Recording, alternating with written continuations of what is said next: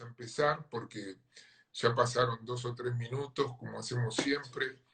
Les agradezco a todos la presencia. Esta es una nueva charla de nuestra Asociación Argentina de Derecho Procesal. Aunque les parezca mentira a todos los que nos siguen, esta es la 20ª charla que tenemos. Yo lo invité al profesor Adrián Simons Pino, que es un amigo, para que participe en esta 20ª charla.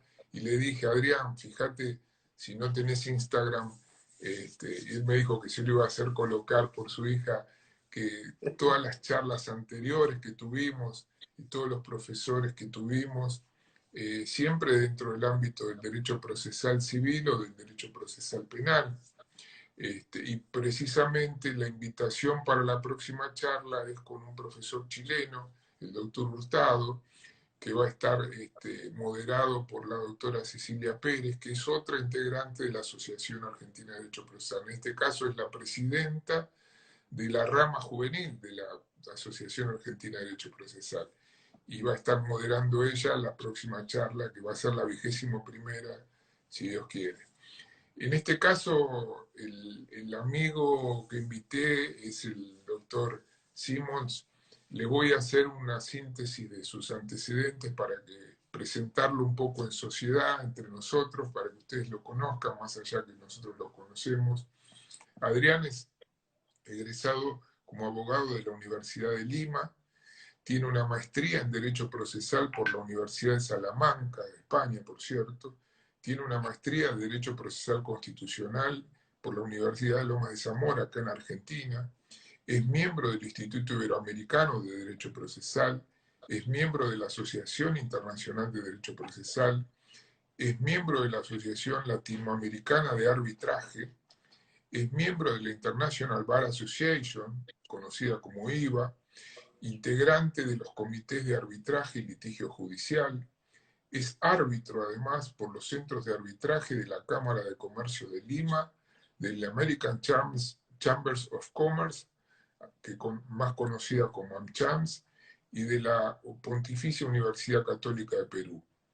Es miembro del Tribunal de Ética de la Asociación Nacional de Radio y Televisión, es profesor de Derecho Procesal en la Universidad de Lima, es profesor de Derecho Procesal y Arbitraje de la Universidad de Piura, es agente del Estado peruano ante la Corte Interamericana de Derechos Humanos y Comisión Interamericana de Derechos Humanos, y además, como tiene el mismo vicio que todos nosotros, Adrián es autor de muchos artículos y ensayos sobre la especialidad, entre los cuales se destaca la coordinación que hizo junto con el Instituto Brasilero del libro Homenaje a los profesores Ada Pellegrini Grinover y Alberto Barbosa Moreira. La edición fue editada por Tirando Blanche en España. Además de todo esto, que son algunos de los antecedentes, con Adrián les quiero contar que yo tuve el placer de participar en un proyecto que desarrollamos junto con Adrián, con el profesor Ramiro Bejarano Guzmán de Colombia, que nos encomendó el Instituto Iberoamericano de Derecho Procesal, que es el proyecto de una ley modelo para Iberoamérica de arbitraje comercial, por supuesto. El proyecto, por suerte, lo pudimos terminar, nos llevó tiempo, nos llevó esfuerzo, nos llevó discusiones, nos llevó acuerdos y desacuerdos, pero estuvo terminado y trabajamos en un clima de máxima cordialidad y yo tuve la suerte de aprender al lado de Adrián y al lado de Ramiro, porque la verdad que son dos especialistas en el tema, y me congratula mucho tenerlo a él acá, porque me parece que a nosotros los argentinos lo que nos está faltando es un poco esto, ¿no? Poner sobre la mesa, poner sobre el tapete lo que es el arbitraje. Y me parece a mí que hubo una especie de gran confusión últimamente con la sanción, yo le conté algo a Adrián, con la sanción del Código Civil y Comercial de la Nación, que ustedes saben que lo incorporó a partir de los artículos 1649 y siguientes al arbitraje. Y lo incorporó como un contrato. Ujú. pensando que, porque lo incorporaba como un contrato en la letra de la ley, el arbitraje pasaba a ser un contrato. Y yo sé que tanto Adrián como los que trabajamos en arbitraje sabemos que no se trata simplemente de un contrato, más allá que en la mayoría de los casos nazca convencionalmente, su desarrollo no es un contrato, es un típico proceso, pero bueno, yo me gustaría que Adrián tome la iniciativa. Adrián, vamos a hacer un desarrollo que va a durar alrededor de 1 hora. Yo te voy a avisar unos minutos antes. Vamos a cortar y nos vamos a incorporar. Yo te voy a pedir que te incorpores después de 2 minutos, porque vamos a seguir con la otra serie que van a ser las preguntas que nos formula el público, que yo te las voy a ir trasladando a vos. Así que la mejor manera de presentarte, Adrián, es decirte que nos cuentes para vos qué es el arbitraje, porque me parece que esto va a ser el puntal inicial para que los que nos escuchan, que generalmente no es gente que trabaje mucho en arbitraje, pero que les interesa, se enteren de qué cosa es el arbitraje. Así que te paso la posta, Adrián. Muchísimas gracias, Jorge. Muchas gracias a la Asociación Argentina de Derecho Procesal, a Romina por su paciencia en sus instructivos para yo poder, mismo Enrique el Antiguo, ¿no? Estar en una realidad diferente y hacerme mi cuenta Instagram, ¿no? Pero en fin, ya estoy aquí. Muchas gracias. Eh, Como le propuse a Jorge, la verdad que la única justificación por la cual yo estoy acá es por el cariño y el aprecio que me tiene Jorge. Yo había propuesto 3 temas para conversar con todos ustedes, pero como bien ya lo adelantó Jorge, para poder hablar sobre arbitraje tenemos que liberar nuestras mentes, ¿no?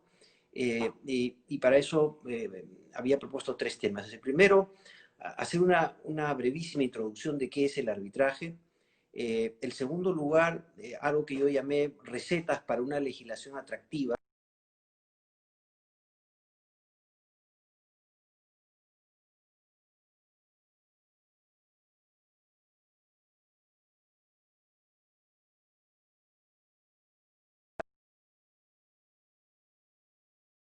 yendo por partes. Jorge, por favor, tú me vas diciendo cómo voy Te y yo... pediría, Sí, te pediría que lo repitas porque se congeló un poquitito la imagen y la sí, segunda parte no se, sí. no se escucha. Primera parte es qué es el arbitraje. Segundo, vamos a ponerse un recetario, recetas para una legislación atractiva hacia el arbitraje. Cómo sugiero que el arbitraje para que sea atractivo en el sentido de que genere inversión, genere, digamos, reduzca el riesgo país, ¿no? Incorporar en lo que es el ranking doing business la previsibilidad de los contratos o el cumplimiento de los contratos, etcétera. Y la tercera parte está referida a lo que son los riesgos para el arbitraje, cuáles son los peligros que acechan todos los días al arbitraje y cómo hay que tenerlos muy presentes porque como toda obra humana está lleno de virtudes y pecados, ¿no? Yendo al primer tema, conversando con Jorge en la introducción, todo parte también para entender qué es el arbitraje, de cómo se enseña el arbitraje, ¿cierto?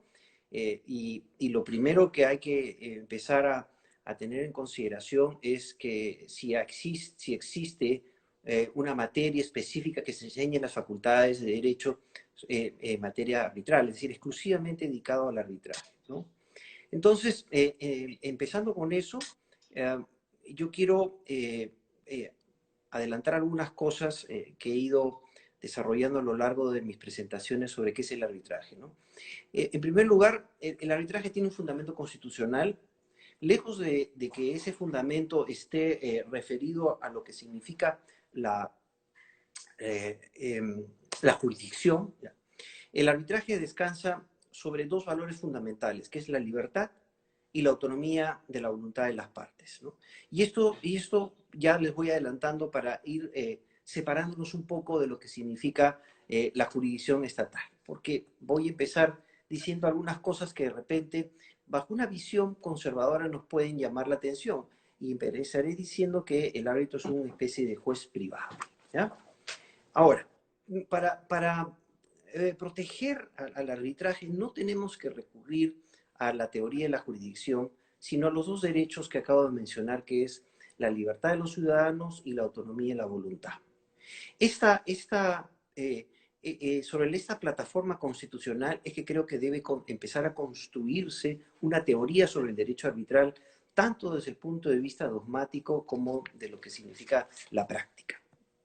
Ahora, como todos nos enseñaron en la universidad, voy a hacer un rápido recorrido de lo que significan las tesis o las teorías que existen sobre el arbitraje, ¿no? En realidad son tres, hay una cuarta, pero para hacerlo sencillo vamos a hablar de tres, ¿no? La teoría contractualista, la teoría jurisdiccional, la teoría mixta. Hay una cuarta que se habla del negocio jurídico o el negocio cuasi jurisdiccional, ¿no? Pero en fin, para no complicarnos, vamos a centrarnos en estas tres. Y empezaré diciéndoles que ninguna de ellas contribuye realmente para entender lo que es el arbitraje y su autonomía, como hoy se le considera en el mundo. Veamos el primero, incluso desde ópticas procesales, ¿ya? Porque creo que es importante que el derecho procesal también sirva como herramienta para estudio.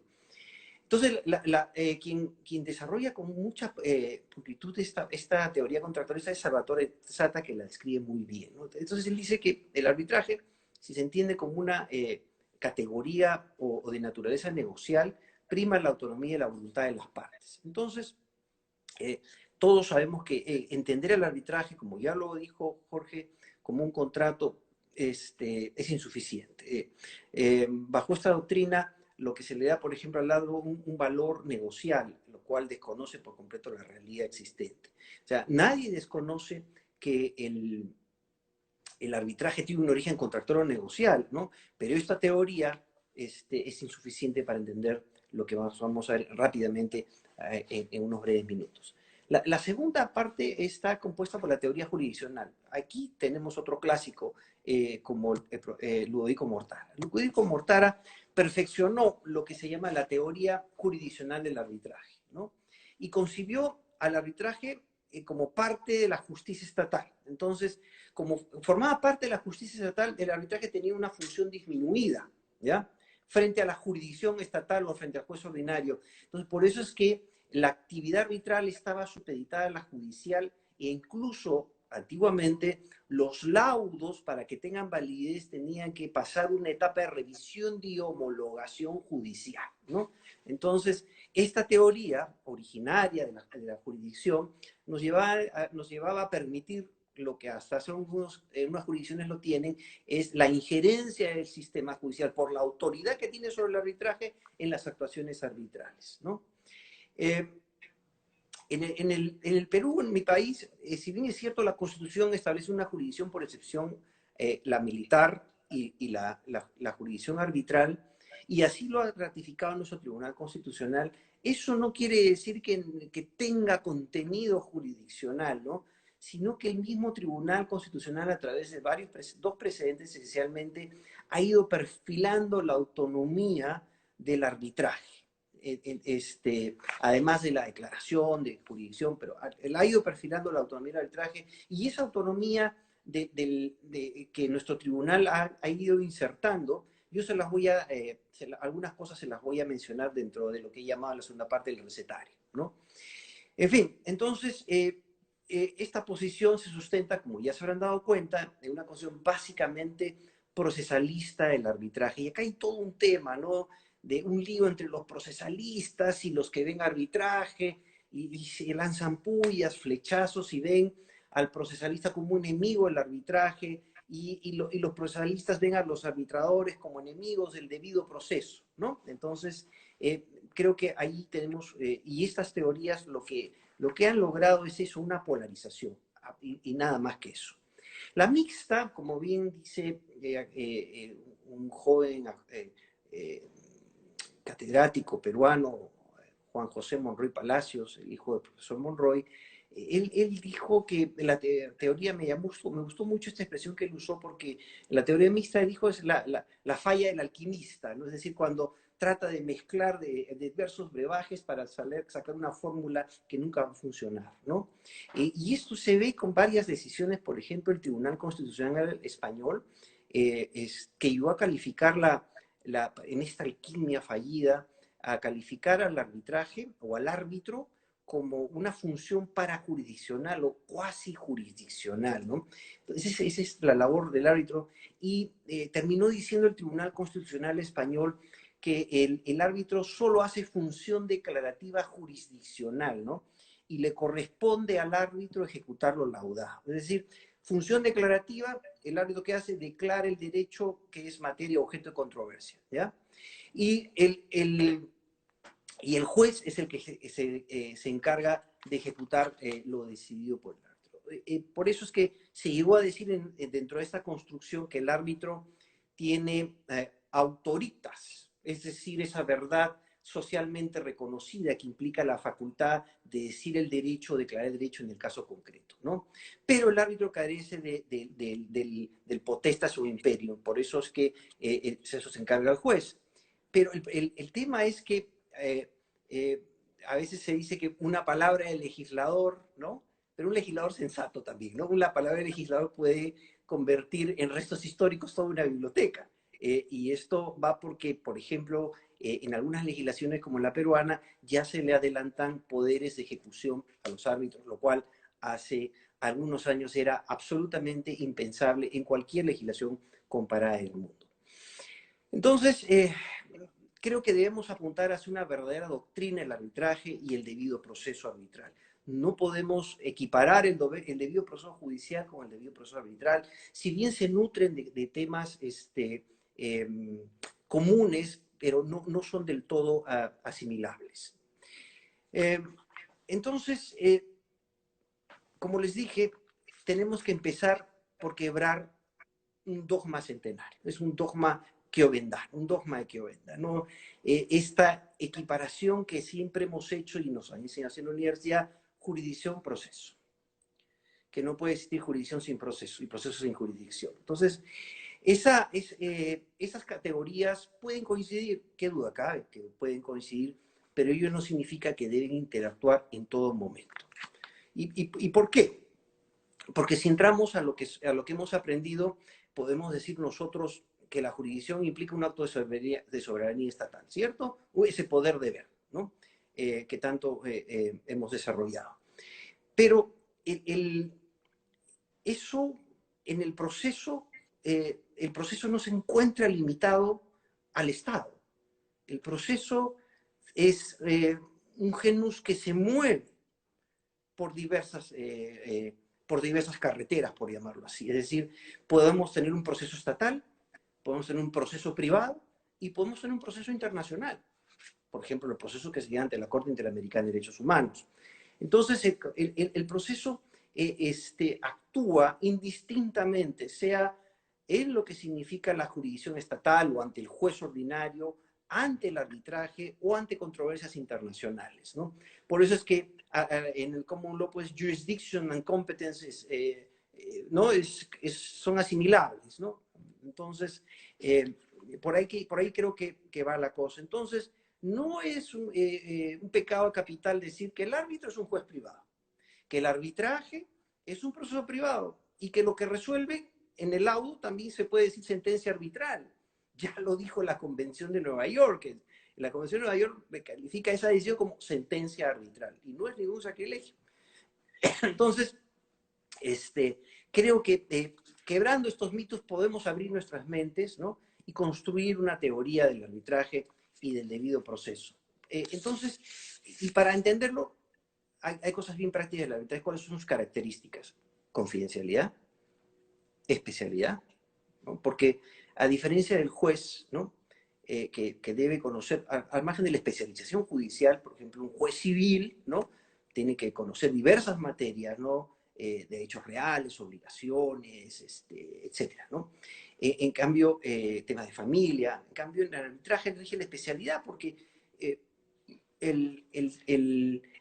las partes buscan a los árbitros más idóneos para poder resolver su conflicto de interés. Inmediación y oralidad, siempre está presente en el arbitraje, utilización de tecnologías ahora más que nunca, pero el arbitraje ya venía desarrollando hace muchísimos años la aplicación de tecnologías, era perfectamente asimilable en una audiencia arbitral que un árbitro esté en Londres, el otro esté en Nueva York y el otro esté en Buenos Aires, ¿no? Los tres en lugares diferentes, conectados con las partes y con expertos en otros países. Flexibilidad de formas, indudablemente que es un tema que rige para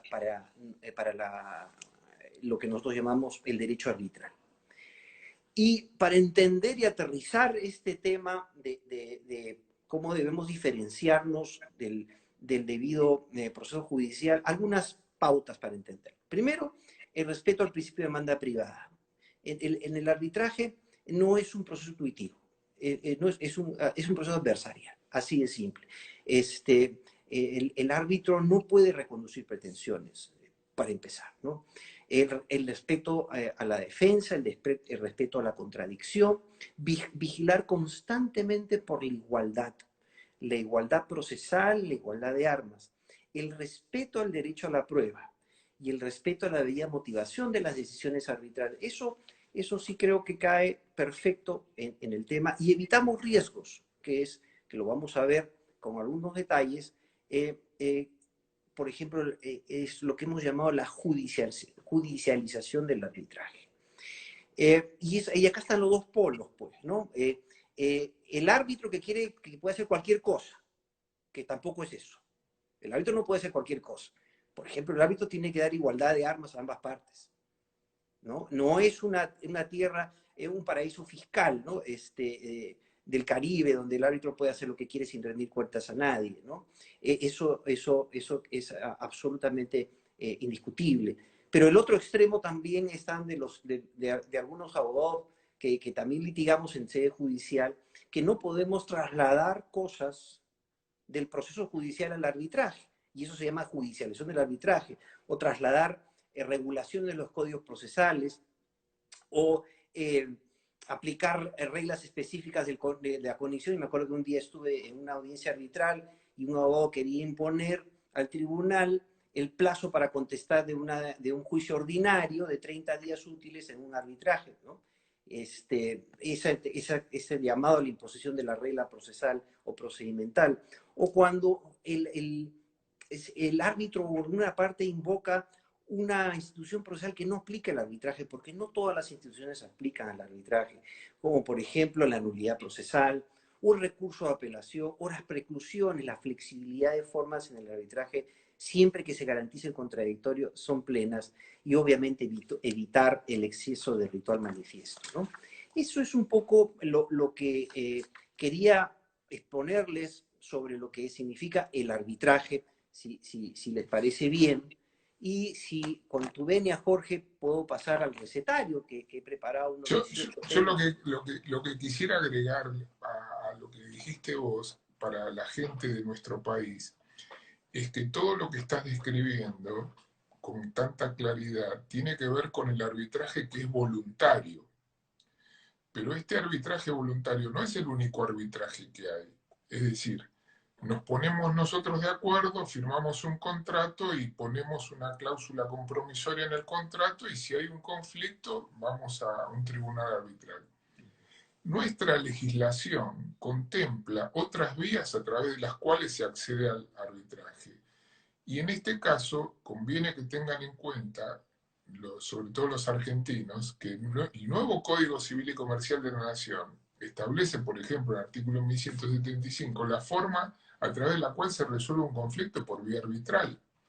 Pero también lo establece la Ley de Seguros, en el artículo 5. También lo establece la Ley de Propiedad Intelectual, en el artículo 6.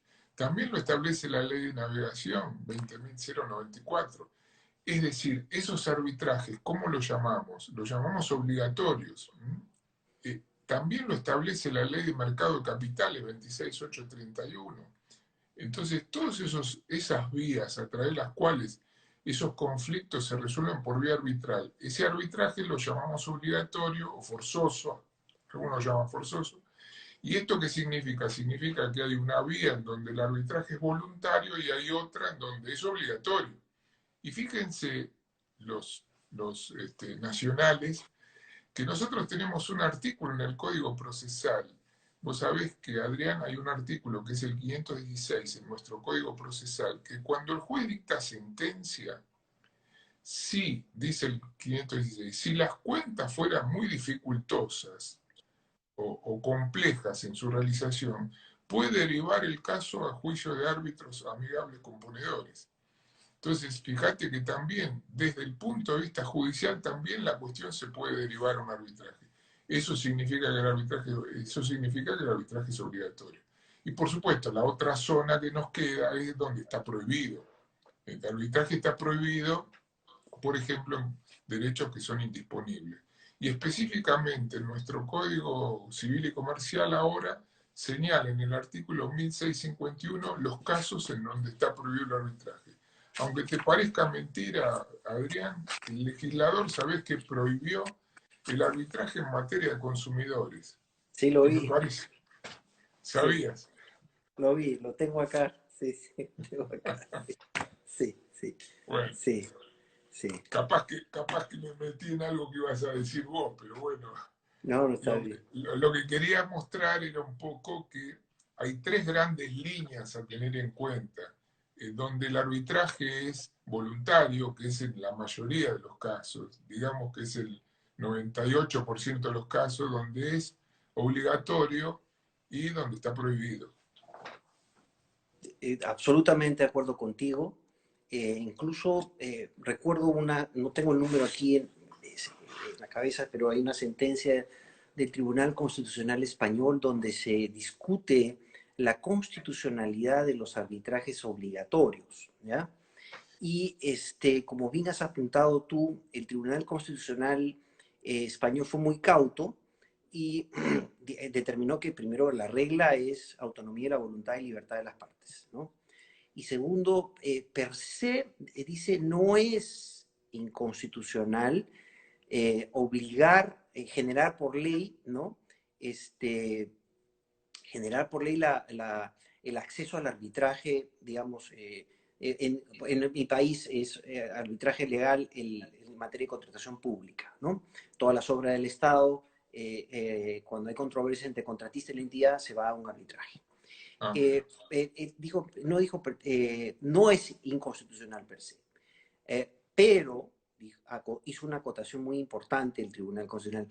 Tiene la ley que obliga, tiene que estar plenamente justificada. Es decir, como dice el profesor Linares en su libro, tiene que tener la razonabilidad del acto sustantivo que justifica la obligatoriedad del arbitraje, ¿no? Porque sí se puede hacer control, dijo el Tribunal Constitucional, sí se puede hacer control de razonabilidad sobre la inconstitucionalidad de un arbitraje obligatorio creado por ley, ¿no? Ya que Así. trae esa colación a nuestro maestro Juan Francisco Linares, les digo a los chicos que estén mirando que yo siempre recomiendo ese libro de la razonabilidad de las leyes. Fíjense la importancia que tiene que el profesor de Perú lo cita Linares para hablar de la razonabilidad de las leyes. Y el subtítulo es El debido proceso como garantía innominada de la Constitución Nacional.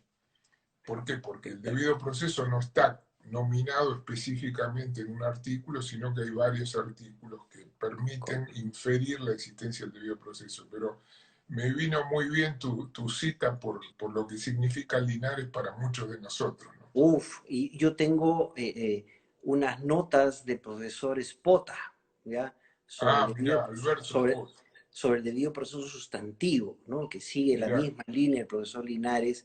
Y como un día me dijo nuestro común amigo Jorge Peirano, son clásicos, Claro, son como un Rolls Royce, siempre andan bien, ¿no? claro, Siempre andan bien. exactamente. Sí, Es la sí, sí. mejor descripción que se puede hacer a estos clásicos, ¿no? Yo te voy a contar una anécdota, ya que estamos intimando. Cuando yo leí el libro de Linares, estaba hablando con el maestro Lino Palacio en el Tribunal de la Bolsa. O sea que yo llegué al Tribunal de la Bolsa de Comercio de la mano del Lino Palacio porque me hizo él anotar en el concurso para secretario del tribunal. Qué Bueno, lujo. lo cierto es que hablando del libro, le dije, usted sabe que yo no lo tengo. "Ah, yo te lo presto", me dice. Le digo, bueno, ¿cómo no? Entonces me lo trajo, al otro día me lo trajo. Entonces cuando me lo dio me dice, pero me lo tenés que devolver, ¿eh? Mirá que me lo tenés que devolver. Sí, maestro, quédese tranquilo, yo se lo devuelvo, no hay ningún problema. El libro lo leí en 3 o 4 días y se lo devolví, claro, pero él venía y me decía, ¿estás viendo el libro? ¿Me lo vas a devolver? Sí, sí, quédese tranquilo. Cuando yo abro el libro, en la primera página estaba toda escrita, dedicada por Juan Francisco Linares a él. ¿Qué pasa? Los dos eran discípulos, de alguna manera, de Cosio. Entonces seguían la línea de la Escuela Ecológica del Derecho. Mm, Entonces lo cuidaba tanto que después cuando yo se lo devuelvo, le digo, tome maestro, acá lo tiene. Sí, sí, porque este lo quiero mucho. Y yo salí ese día, fui a una librería y me lo compré y lo volví a leer el libro. exacto. Yo cuando iba a Buenos Aires, mi paso obligado era por librería de los tribunales, obligado, Claro, ¿no? Y me encuentro claro. con el maestro Linares, no fue a 100 personas, sino fue un caso. En el año, estoy haciendo memoria, en el año 93, 94, yo preparé un caso sobre la base de su libro y cuestioné un acto del Estado por irrazonable, ¿ya? Y y no había nada escrito en mi país menos de eso, ¿no? Como un derecho constitucional implícito, ¿no? Y, Exactamente. y y lo ganamos en la Corte Suprema. Ese fue mi encuentro con él, por eso es que hay ciencia útil, ¿no? Yo cuando Hay los ciencia chicos, útil. claro, Te cuento algo. El artículo 28 de nuestra Constitución Nacional consagra el principio de razonabilidad de las leyes, que es mm, el principio sobre el cual trabajó Linares. Pero ese principio, vos sabés que nuestra Constitución está vaciada en el molde de la Constitución americana. exacto. Pero ese principio está tomado de Alberdi, es autoría de Juan Bautista Alberdi, uno de nuestros padres de la Constitución. Lo que pasa es que muchos no lo saben, pero Alberdi miraba no para el lado de Estados Unidos solamente, miraba para Europa también. Y entonces él también es el que creó el artículo 99, porque había que dotar al presidente de aquellas potestades que tenía el rey, que tenía la monarquía en Europa. ¿Y a quién nombramos? Por eso es la figura del presidente que tiene esas facultades, por ejemplo, para dictar decretos de necesidad de urgencia. Pero el Correcto. artículo 28 es como, viste, ¿alguna vez escuchaste decir que el dulce de leche era un invento argentino? Y Sí, el colectivo también era un invento argentino. Bueno, sí, el artículo 28 de la Constitución Nacional es un invento argentino, porque es sí, de sí, la sí. pluma de Mejor no Juan hablemos del Bautista pisco Alberti. porque los amigos chilenos pueden entrar al chat. Ahí había un amigo de Ecuador que mandó un saludo recién, que se lo retribuyo afectuosamente al amigo de Ecuador. Bueno, perdóname la digresión, No, pero te dejo está, seguir. Fue está bien, entretenido, me perfecto. parece. No, súper. Y cuando quieras, por favor, interrumpe. Vamos al segundo tema, lo que llama el recetario, ¿no? Y he hecho algunas cosas interesantes. Podemos coincidir o no, pero lo importante es que haya una discusión abierta y franca, ¿no? Eso yo lo he titulado listado de recomendaciones, ¿no? A ver, primero, blindar al arbitraje frente a indebidas injerencias judiciales. Es lo primero, ¿no? Y esto consagra algo que la doctrina arbitral ha desarrollado, que es el principio de no interferencia en las actuaciones arbitrales. Segundo lugar, es mejor tener un sistema unitario que dual, porque he visto, ustedes tienen leído, tiene una excelente ley, que me parece que es la ley 27449, no es ley de arbitraje comercial internacional. Eh, Internacional. es una excelente ley, la he leído toda y la verdad tiene cosas Tuve, espectaculares, ¿no? Pero tiene tuvimos un, participación ahí. ¿No? sí, muy buena. Fuimos convocados por el Ministerio de Justicia para su Sí, elaboración. sí, Tomamos lo felicito. el modelo de la ley, modelo, Sí, ¿no? lo felicito. La verdad que tienen cosas súper innovadoras. Pero al mismo tiempo tienen este sistema dual, ¿no? Que tienen el contrato de arbitraje en el Código Civil, también lo he leído, que tengo una edición que me regaló mi amiga Ida Kemermacher, y he podido analizar algunas cosas que, en fin, que ya después si quieren las vamos comentando, pero es mejor siempre unificar, es mejor unificar, tener las mismas reglas, porque en realidad el arbitraje es uno solo, funciona igual, en París, en Madrid, en España, donde quieran, en Perú, en Argentina, en Chile, y son las mismas reglas, las mismas prácticas, los mismos usos. ¿Ya? Recomendaciones, ley autónoma, como ustedes han hecho con su ley de arbitraje comercial, ley autónoma. No incorporarla dentro de un código civil o dentro de un código procesal civil, porque por un tema natural le vamos a darle una inclinación. Si lo ponemos en un código procesal civil, una naturaleza jurisdiccional, y si lo ponemos en un código de naturaleza contractual, ¿no? Creo que hay que liberar, y por eso creo que leyes autónomas es lo mejor. Tercera recomendación es simplificación de la regla de arbitrabilidad. ¿Qué significa? El famoso tema de las materias arbitrales, ¿no? Nosotros no hemos entrado en la discusión de orden público, no, simple y llanamente que se puede arbitrar lo que es de libre disponibilidad. Y esto va de la mano con otra regla que es el competence, porque si hay una discusión si un tema es arbitrable o no, son los árbitros en primer término los que tienen que analizar si eso es así o no es así. Con eso evitamos justamente entrar a temas tan espinosos y tan abstractos, porque finalmente, ¿qué es orden público, no? Porque mañana podemos tener un gobierno X o Z y califica de orden público algo que al día de ayer para nosotros no era orden público, ¿no? Y lo hemos visto aquí en nuestro país, o sea, en el Perú, por ejemplo, en materia de arbitraje obligatorio en temas de contratación. Aquí tengo en mi pantalla, se los voy a leer porque ya los árbitros tienen una especie de... estamos hablando de que el árbitro, como el juez, tiene al momento de resolver plenas libertades, obviamente regladas, sin violar principios y garantías, para decidir, ¿no? Pero aquí ya te ponen una tabla de cómo tienes que decidir y te ponen al final que esta disposición es de orden público, se los leo, ¿no?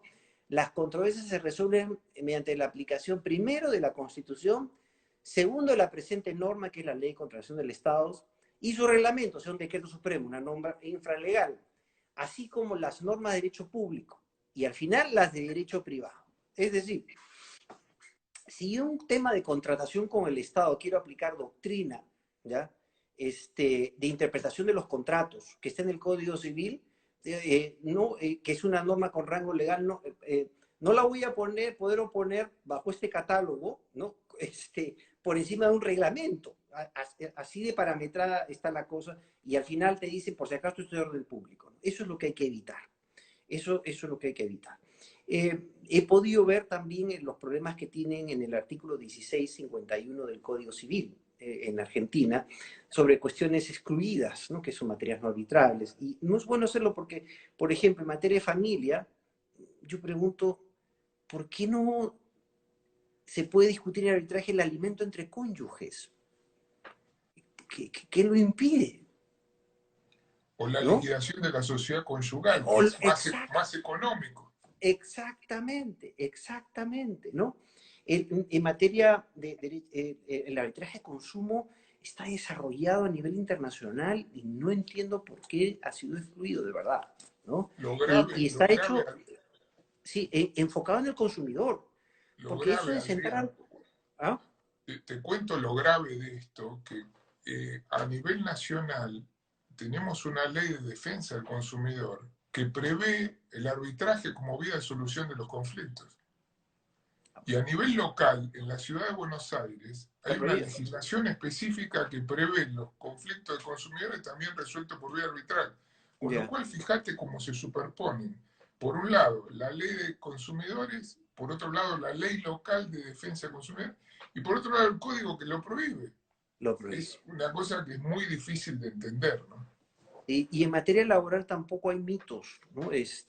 Porque, por ejemplo, aquí tenemos un sistema de arbitrajes, sobre todo para los altos funcionarios, no para el trabajador que, digamos, sino la ley correctamente estableció un determinado rango de ingresos para a los CEOs, por ejemplo, ¿no? Los directores de una compañía, las gerencias más importantes de una compañía, entonces a ellos sí se les permite pactar cláusulas o convenios arbitrarios, ¿no? En nuestro país tenemos una ley que es la ley 24635, que modificó la ley de procedimiento laboral. Y entonces, cuando vos tenés un proceso laboral, primero tenés que agotar una conciliación previa. Fracasada la conciliación previa, tenés acceso a la justicia. Ahora, esa conciliación previa tiene dos caras. Una es la conciliación y otra es el arbitraje. Pero resulta ser que no se utiliza, prácticamente cayó en desuetudo esa ley. ¿Por qué? Porque en el aspecto del arbitraje, la mala calidad de los servicios que brindan los conciliadores no brindan la confianza suficiente como para que vos le deposites la resolución del tema por vía de arbitraje. Entonces, este es un problema que sigue sin resolverse, pero está previsto para el ámbito laboral el arbitraje. Y nuestra Constitución Nacional contempla en el artículo 14 que los conflictos colectivos laborales se resuelven por vía de arbitraje. Exacto, exacto, igual Y vos acá. fijate la contradicción en la que se incurre, ¿no? Sí, sí, igual acá. Eh, una cuarta recomendación es la reducción, ya lo adelanté, pero aquí quiero entrar en unos detalles, ¿no? De la reducción del control judicial. Siempre la regla debe ser ex post, después del laudo. Es decir, y el recurso natural, por llamarlo así, porque hay todo un debate si es una acción autónoma, pero voy hablando en sencillo para no demorarme mucho, el recurso natural es ese recurso autónomo que se llama el recurso de anulación o la demanda de anulación del laudo, ¿no? Este, aquí es bien importante porque y eso en mi país se desarrolló también vía primero jurisprudencia del Tribunal Constitucional y luego la ley de arbitraje, ¿ya? Que se estableció que el recurso de anulación es una vía igualmente satisfactoria al amparo. ¿Qué significa esto? Si tú consideras que dentro del arbitraje se ha violado alguna garantía procesal constitucional, por ejemplo, no se ha valorado una prueba pericial esencial fundamental en un arbitraje eminentemente técnico, ¿no? Entonces, esa denuncia la haces en el recurso de anulación y la sala que resuelve el recurso de anulación tiene plena competencia para hacer control de garantías, ¿no? Para, vía recurso de anulación. Por eso se considera una vía igualmente satisfactoria. Solo en el caso que la sala revisora no haya dado lugar esa denuncia por violación de alguna garantía fundamental al debido proceso arbitral, es que se habilita el amparo, no contra el laudo, sino el amparo contra la resolución judicial que no resolvió, según el demandante, correctamente esa pretensión de violación del debido proceso arbitral, ¿no? Entonces, por eso es que creo que esto de la reducción del control judicial es fundamental para el buen progreso del arbitraje. Quinta recomendación, la desjudicialización de temas arbitrales. Y aquí, obviamente, hay muchas cosas en la legislación comparada, pero siempre son recomendaciones. Por ejemplo, el régimen de recusaciones, ¿no? Nosotros hemos optado por liberarlo, el régimen de recusaciones del sistema judicial, y la recusación, si es un tribunal de tres, lo resuelve los otros árbitros no recusados, si son más de uno, va a las cámaras, porque las cámaras o los centros de arbitraje, ¿no? Porque hay centros de arbitraje y hay cámaras, ¿no? O instituciones arbitrales, nuestro sistema arbitral les ha encomendado a ellos justamente el régimen de resolución de recusaciones en los supuestos que no lo puede hacer el mismo tribunal.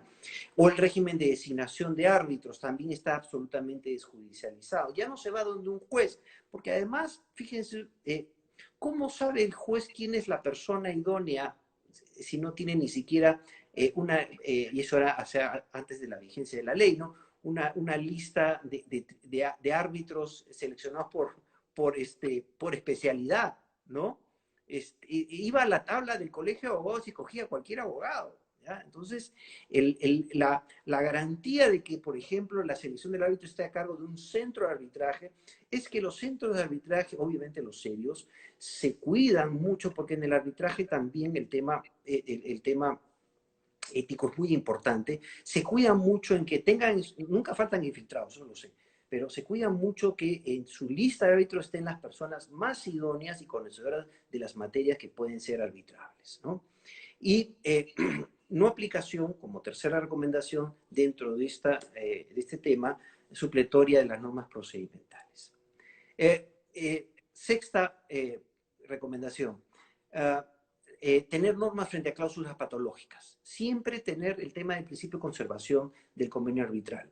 Porque, como todos sabemos, es el de Midnight Clause, le llaman, ¿no? La cláusula del convenio arbitral, que es lo último que se hace y a veces ya termina las negociaciones a las 3 de la mañana y vas y sacas de un contrato y lo pegas sin darte cuenta que estás pegando como convenio arbitral, ¿no? Y después, cuando surge Decirle un conflicto, poco, decirle un poco a la gente que nos escucha que es una cláusula patológica, si la entienden. sí, son Porque aquellas capaz que cláusulas que, no los... sí, que tienen contradicción de entre sí mismos y al final, les voy a poner un ejemplo, ¿no? No sabes si han pactado arbitraje o van a ir a la jurisdicción del juez ordinario, porque las hay, donde las partes someten la jurisdicción competencia de los jueces y tribunales del Distrito Judicial de Lima y acto seguido te ponen cualquier controversia será sometida a arbitraje de derecho, un tribunal de 3 árbitros. Cuando uno ve eso, dice, wow, ¿y ahora qué voy a hacer? ¿No? Entonces, para evitar esos conflictos siempre es la preservación del convenio arbitral, ¿no? te Y en todo cuento que caso son los árbitros los que la van a interpretar. claro, te Perdón. cuento como anécdota, te cuento que una de las cuestiones que más se suscitaron mientras yo fui secretario en el Tribunal de Arbitraje de la Bolsa, era una especie de juez de primera instancia y tenía que resolver yo lo que después iba por vía de apelación al tribunal. Y una de las cosas que más se presentaban eran las cláusulas patológicas, Exacto. en donde los abogados confundían las situaciones y Sí, pactaban dos cosas contradictorias. sí, O, por ejemplo, pactaban cosas que resultaban sí, imposibles. Y entonces exacto. uno dice, pero este abogado, ¿qué era lo que estaba haciendo? Y es lo que decís vos, hacen un debate previo sobre el contrato, lo negocian y lo negocian durante un montón de tiempo y en una de esas pasan meses negociando un contrato y después cuando terminan toda la negociación le dicen a un junior, toma, agregale una cláusula arbitral a esto. Claro, y el junior va a Sí, otro contrato, copia y pega. Y exacto. este es el Sí, grave error, porque ahí es exacto. donde el abogado tiene que tener la mayor preponderancia en la injerencia que tiene en ese contrato, porque ahí es donde Exactamente. el abogado le tiene que asesorar al cliente de qué es lo que más le conviene, a qué tribunal Exactamente. arbitral ir, o a qué tribunal institucional ir, o si hace un arbitraje ad hoc, a qué árbitro elegir. Pero, Correcto. o cuál es el procedimiento, o cuál es el derecho aplicable, cuál va a ser la sede, todo eso es elección libre de las partes, y el abogado ahí es lo que menos se ocupa, y Sí, lo deja un junior. exactamente, exactamente. Y ese es el problema, ¿no? Porque la cláusula arbitral tiene que ser tailor-made, hecha a la medida de tu contrato, ¿cierto? Si no, Exactamente, no va a funcionar, ¿no? Es verdad. exactamente. Y es lo más Exactamente. importante. Sí, No se registra que es lo más importante. exacto. Séptima recomendación, defensas procesales efectivas para el arbitraje. Es decir, no basta regular la excepción del convenio arbitral, que es el efecto negativo, ¿cierto? Sino que sea efectiva. Es decir, que la sola presentación de tu convenio arbitral, bajo cualquier modalidad, debe dar lugar a la excepción. Es bien importante, bien importante. Ya voy a mi octava recomendación pegada a esta, que es consagrar el competence competence, ¿cierto? Porque el tribunal arbitral es el único competente para decidir sobre su propia competencia. Eso quiere decir, ¿no? Y En tres sí, minutos cortamos, en tres sí, minutos cierto, cortamos y después seguimos. Así que rápidamente, tranquilo, después, si no terminás ahora, seguís en el sí, otro bloque. No hay rápidamente, problema. creo que es súper interesante. He hecho un listado de temas de riesgos. Rápidamente, entonces, en 3 minutos. Uh, revisión judicial limitada, es decir, números clausos, causales taxativas, el medio de recurso de anulación, prohibición de revisión del fondo. Esto es fundamental si no vamos a convertir la revisión judicial en una segunda instancia. ¿Qué significa fondo? Aplicación de la norma, interpretación de la norma, inaplicación de la norma o valoración de la prueba. Estos 4 componentes es fondo y eso no lo podemos debatir en sede judicial vía anulación. Décimo, actuación inmediata ¿Por de qué no la causa. repetís? ¿Por qué no repetís eso? Que es ¿Qué es muy fondo? importante porque Sí, así los abogados registran esto, ¿no? aplicación de la norma, interpretación de la norma, inaplicación de la norma o valoración de la prueba. Eso es fondo. lo que conocemos, los clásicos, es en los errores in judicando. Te equivocaste al juzgar, no lo puedes revisar. ¿Okay? Décimo, actuación inmediata del laudo. Importantísimo. Es decir, el laudo desde su expedición adquiere ejecutividad. Ejecutividad. Actuación inmediata. Esa debe ser la regla, y la excepción de la suspensión es con garantía, ¿no? Es algo parecido a lo que existe en el sistema judicial de doble conformidad. Ejecutas tu sentencia. Si quiere la otra parte detenerlo, afianza o ofrece caución, ¿no? 11ª recomendación, un esquema más flexible para la formación del convenio, ¿no? Y esto lo vi, después si quieren lo podemos comentar, el famoso caso GA de junio de este año, emitido por la Corte Suprema de los Estados Unidos, donde interpreta la extensión del convenio arbitral a partes no signatarias bajo la Convención de Nueva York, ¿no? Y esto es súper importante porque ya hasta la Corte Suprema de los Estados Unidos optan por lo que es ok, el convenio puede ir escrito, pero la flexibilización ya no es esencial. Cualquier escrito en el cual se deje constancia de la voluntad del directa o indirecta de llevar arbitraje debe tenerse como convenio o cláusula arbitral. 2. Esperamos acá, cortamos y volvemos a conectarnos en 2 minutos, Ok, Adrián, sí, y seguís con la charla tal como bien, bien, está saliendo todo bien por ahora. qué bueno. Vamos, Adrián. Perfecto. Bueno, Ya. tranquilo ahora, seguir tu desarrollo que viene perfecto. Vamos cerrando entonces. Eh, eh, eh, a ver, 12ª recomendación, ausencia de preclusiones y flexibilidad de formas. Es decir, en materia de pruebas, no hay preclusiones en el arbitraje. Obviamente todo con límites, ¿no?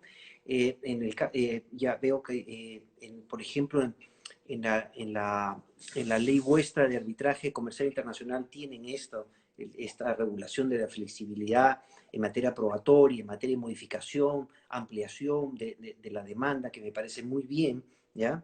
Y este tema de la extensión del convenio arbitral, como les decía, a partes no signatarias, ¿no?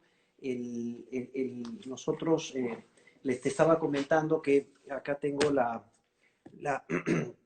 la sentencia del 1 de junio de 2020 de la Corte Suprema de los Estados Unidos del caso G-Energy contra Outokumpu.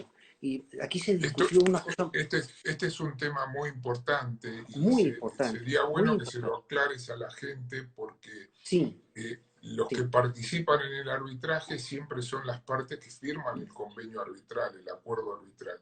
Lo que va a exactamente. comentar Adrián ahora es algo que está regulado en Perú, es muy importante. Nosotros lo que hicimos en el proyecto también lo incluimos, es cuando esa cláusula arbitral se le puede extender a personas que no la firmaron la cláusula arbitral. Y las razones por las cuales se les puede extender es porque se quieren sustraer de la jurisdicción arbitral, pese a que tuvieron un rol preponderante en el negocio jurídico que se llevó a cabo. Esto que va a señalar Adrián es muy importante que lo tengan en cuenta. Yo tengo un trabajo hecho que salió en un libro que lo hizo una profesora de Córdoba. Si hay gente de Córdoba se va a acordar, una profesora muy querida por todos, Angelina Ferreira de la Rúa, escribió un libro sobre terceros. Y entonces me dijo a mí, ¿podés escribir algo sobre arbitraje? Y digo, bueno, mira, es un tema muy discutido en el arbitraje, la intervención de terceros, que cuando hablamos de terceros no es el tercero del derecho procesal, sino que es alguien que no firmó la cláusula arbitral. Así Claro. que este tema es muy importante y muy interesante lo que va a comentar Adrián. Sí, sí, tú has puesto muy bien la raya. No es un caso de intervención de terceros, es la extensión del convenio a una parte no signataria. No confundamos las categorías, que es absolutamente diferente, como bien precisó Jorge. Es eso, que el convenio arbitral también alcanza a quien no lo haya firmado, pero, por ejemplo, es aquella persona o grupo de personas que hayan negociado, que han estado presentes en la ejecución y ejecución del contrato sin haber suscrito el mismo contrato, el caso de grupos empresas, la aplicación del levantamiento del velo societario, el dominio del grupo, o la aplicación del estoppel también, de los actos propios, la buena fe. Entonces, esta potestad de los árbitros, que es excepcional, ojo, es excepcional, ¿ya? Y requiere prueba alta, estaba en la jurisprudencia arbitral. El primer caso vinculado a esto es el caso de Dow Chemical, regido bajo normas de ICC, y luego ratificada esta extensión del convenio arbitral a partes no signatarias por una decisión de la Corte de Apelaciones de París, ¿ya? Y lo interesante es que en el common law siempre hubo cierta resistencia, sobre todo en las cortes inglesas, más que las americanas, a este tipo de práctica, ¿ya? Pero ahora con esta decisión de la Corte Suprema de los Estados Unidos el tema queda mucho más claro, además porque ha dicho que la extensión del convenio arbitral, y esto es bien importante, no es incompatible con la Convención de Nueva York. Súper importante, ¿no? Y aquí una especie de mención a la ley peruana, porque fue la primera en regular esto y la cita expresamente en la página 8, la Corte Suprema de los Estados Unidos, a la ley peruana, ¿no? Como un antecedente y un Estado signatario, porque ¿qué hace la Corte Suprema norteamericana? Entra a analizar el tratado, ¿ya?, sobre la base de la doctrina del estoppel, ¿ya? Y concluye que determinando que la Convención de Nueva York no entra en conflicto con la ejecución de un convenio arbitral por partes no signatarias bajo las doctrinas de derecho interno del equitable estoppel.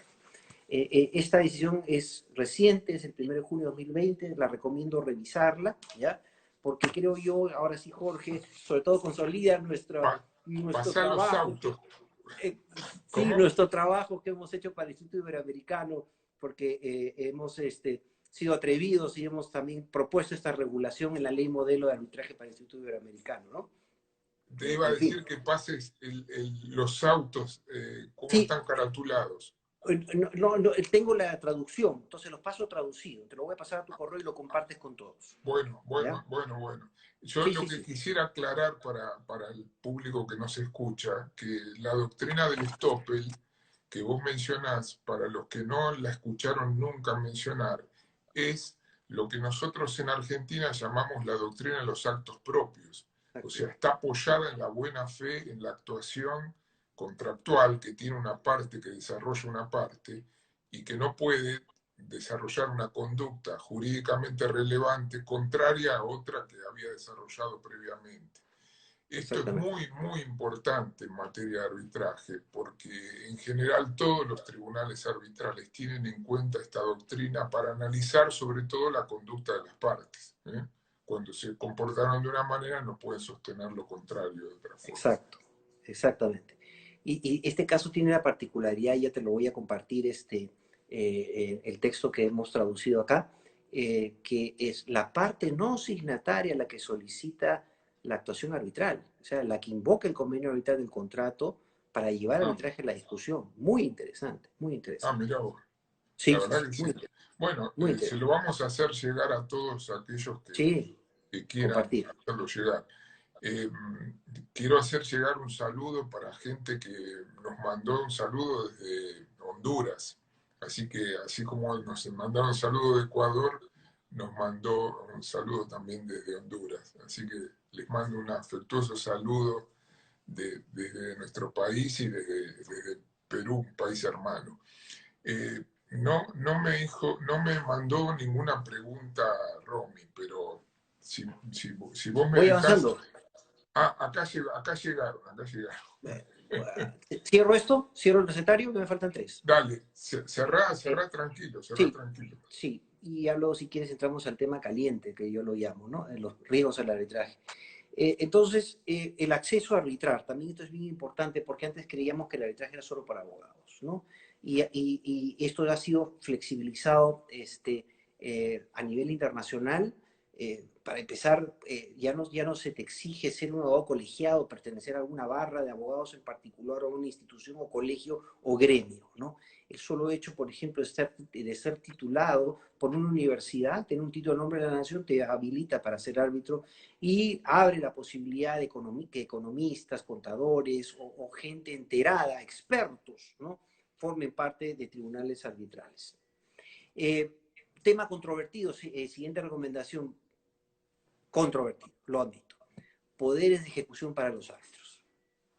¿Ya? Poder de ejecución para los árbitros. Ya hay legislación como la nuestra que le da a los árbitros poder de ejecución. Por ejemplo, poder de ejecución en materia de medidas cautelares, ¿no?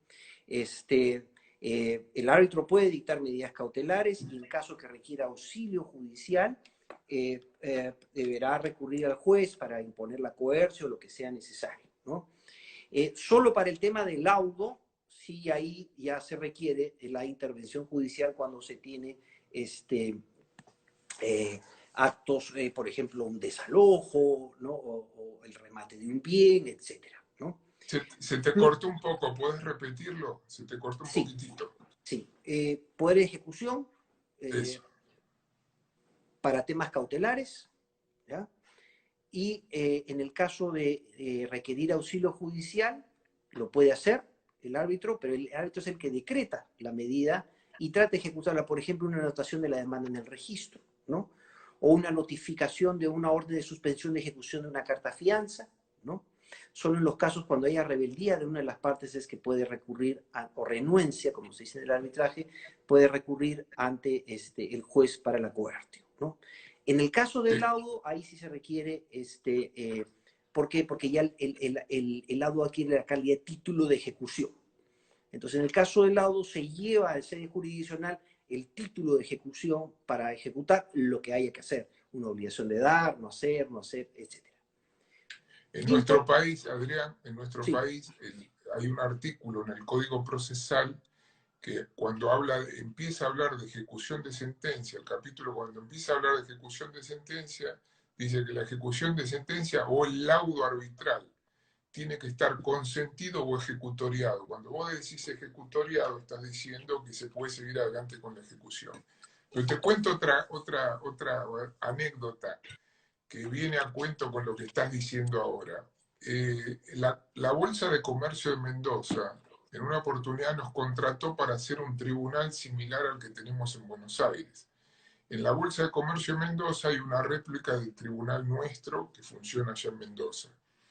Y yo tuve oportunidad de meter la mano en el reglamento. Y cuando metí mano en el reglamento, una de las cosas que agregué, te estoy hablando de más o menos del año 2004, 2005, 2006, exacto no me acuerdo, pero más o menos en esa época, hace mucho, lo hice mirá el respaldo que tenía, Palacio, Morelo y Jaime Anaya.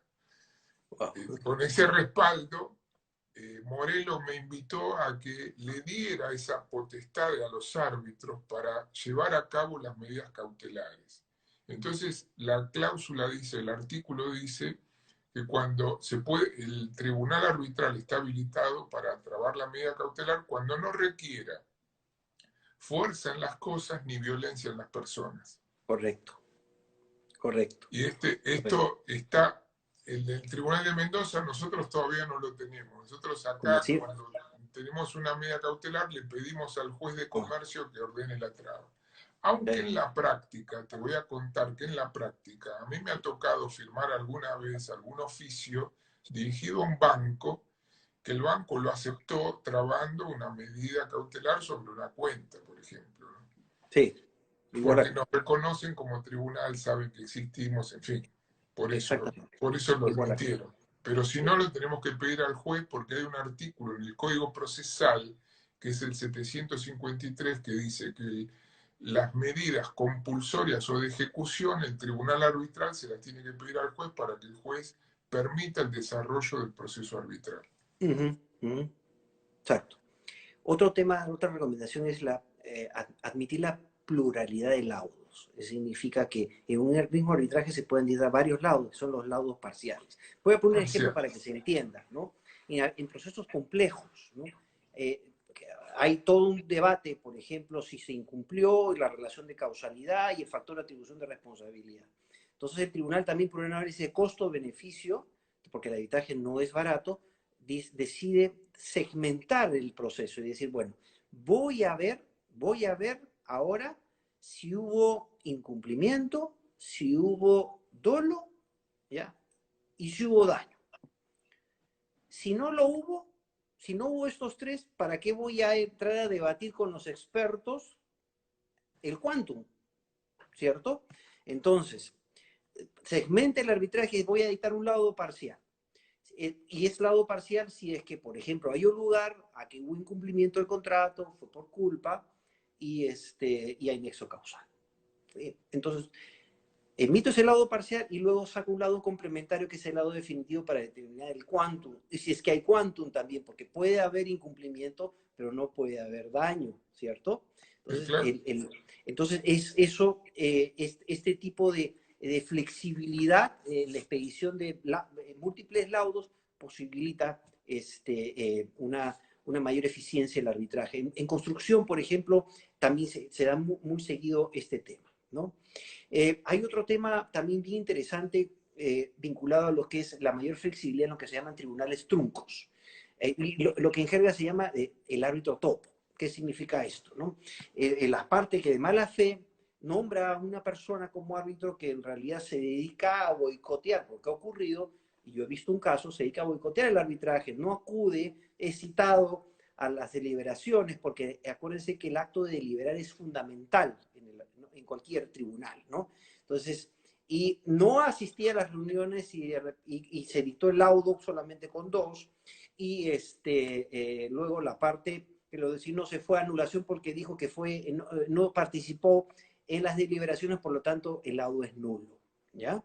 Y esto se llama la figura del árbitro renuente. Hay que dar mayor flexibilidad para que el tribunal detecte al árbitro renuente, ponga en conocimiento de las partes y que decida que va a resolver sin la participación del árbitro renuente. Porque si no, caeríamos en esta figura del tribunal trunco, ¿no? Que esto ha ocurrido en algunos casos. Y por último, flexibilidad también en lo que significa incorporar nuevos temas post-laudo, ¿ya?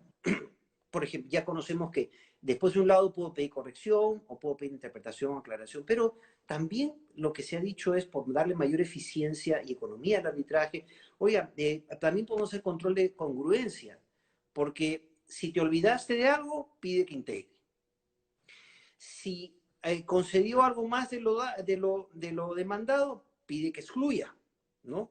O si se concedió más de lo pedido, pide reducir, ¿no? Entonces, y esos son actos previos a la anulación, porque si no lo haces, hay una regla que es la renuncia a recurrir, ¿no? Y que estás aceptando esa decisión y no estás habilitado o legitimado para recurrir a la justicia ordinaria para el control del laudo, ¿no? Esas son, digamos, estas recomendaciones que les he planteado para crear una legislación atractiva al arbitraje. El otro tema, el último, son los riesgos para el arbitraje y los he identificado así. Algunos ya se los he adelantado, ¿no? La corrupción, el primero. El segundo, las malas prácticas arbitrales. El tercero, los costos excesivos. El cuarto, las legislaciones intervencionistas. Y el quinto, la judicialización. En el primero, la corrupción, en el Perú lo hemos vivido, creo que en otros países también. El caso Odebrecht ha sido pues tremendo. No solamente ha entrado a temas políticos, judiciales, sino también a temas arbitrales. Hemos tenido, por ejemplo, un árbitro, que era un árbitro favorito de Odebrecht, designado 16 veces, ¿ya? En procesos contra el Estado, ¿ya? Y obviamente, como del otro lado del Estado también la cosa estaba suavizada, el Estado jamás protestaba de las 16 designaciones a este caballero, ¿no? Y yo tuve acceso a estos laudos porque un periodista me pidió consulta y pude verlos, ¿no? Pude verlos. y este periodista me dijo, ¿cuál es? No entiendo nada, pero yo saqué un patrón de los lados. Todos tenían la misma estructura y las mismas citas. O sea, se había armado, ¿no? Una especie de modelo de laudo, ¿no? Y lo iban replicando, ¿no? Lo iban replicando conforme los arbitrajes iban surgiendo con esta entidad estatal y con este famoso personaje, ¿no? Otro tema son las malas prácticas arbitrales, que también tenemos, como yo lo he dicho en varias intervenciones, el arbitraje es como la luna. Tiene su lado brillante y bonito y su lado oscuro. ¿Ya?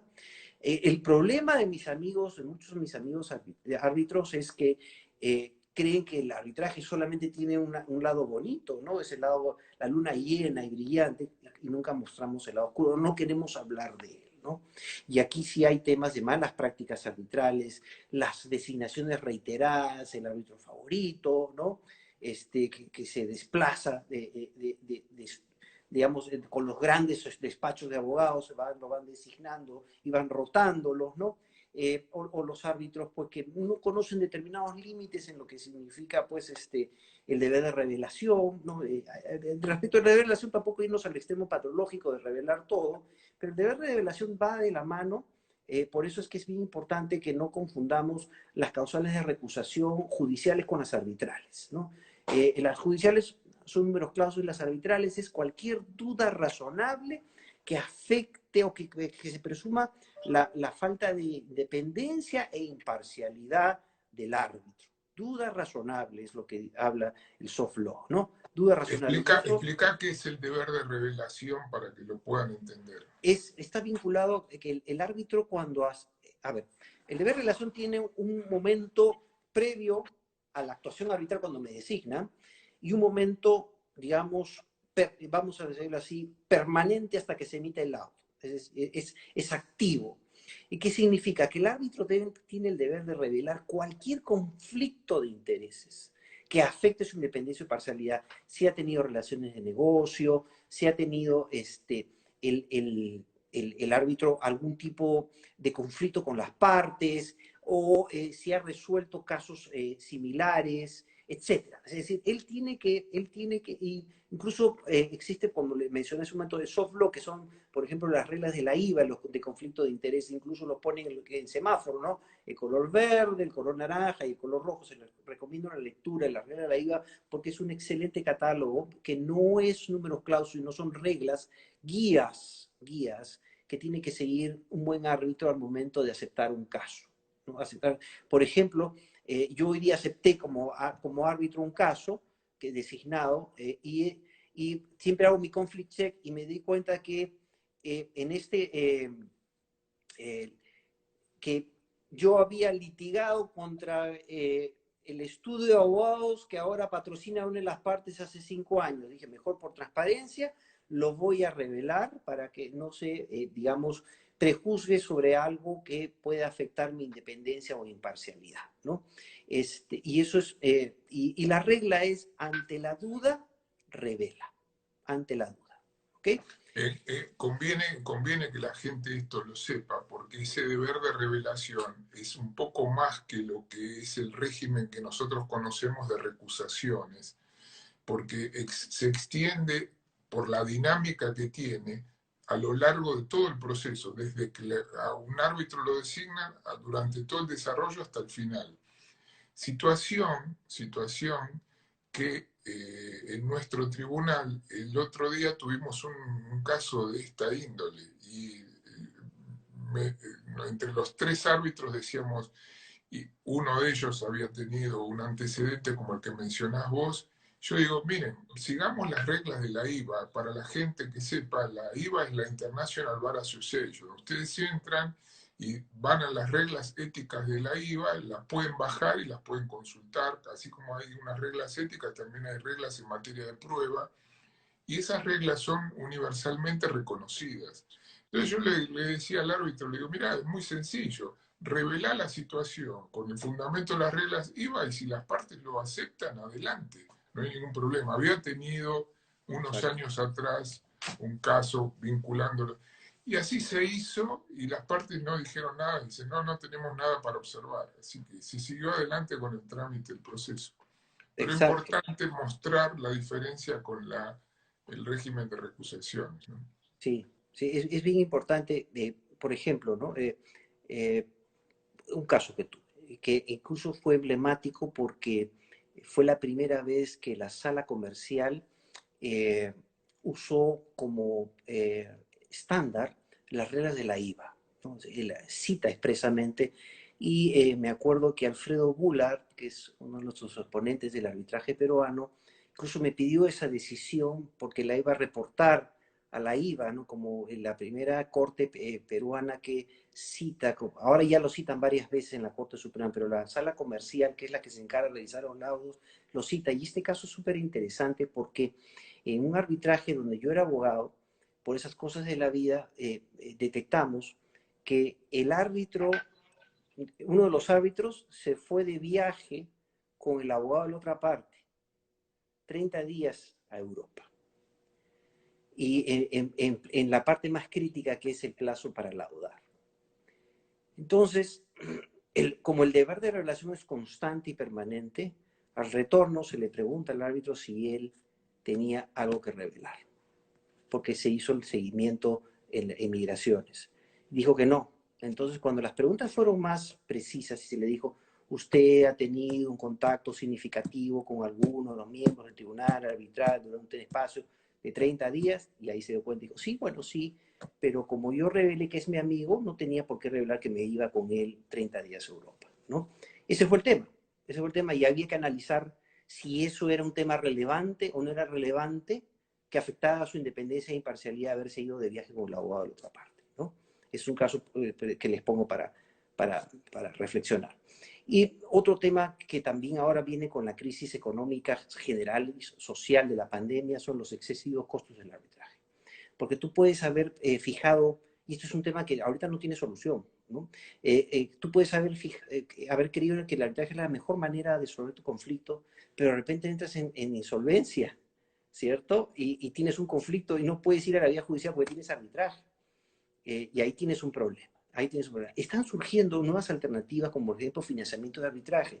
Hay empresas, hay entidades que obviamente, previo due diligence que hacen de tu caso, se dedican a financiar arbitrajes. Se dedican a financiar con transparencia, debidamente constituidas, no es nada ilícito, pero es una alternativa a lo que está ocurriendo con lo que yo llamo los riesgos de los costos post pandemia del arbitraje.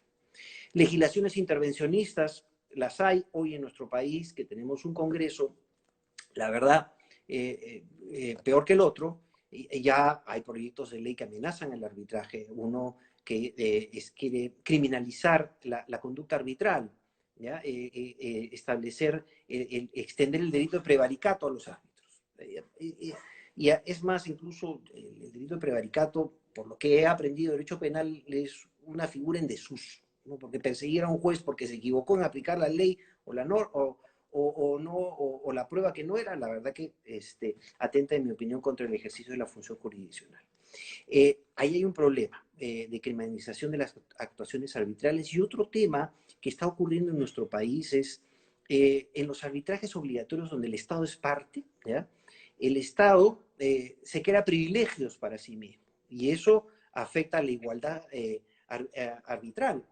Por ejemplo, el exceso de la tutela cautelar, que creo que en esto todos estamos de acuerdo, que forma parte de la tutela judicial efectiva, ¿no?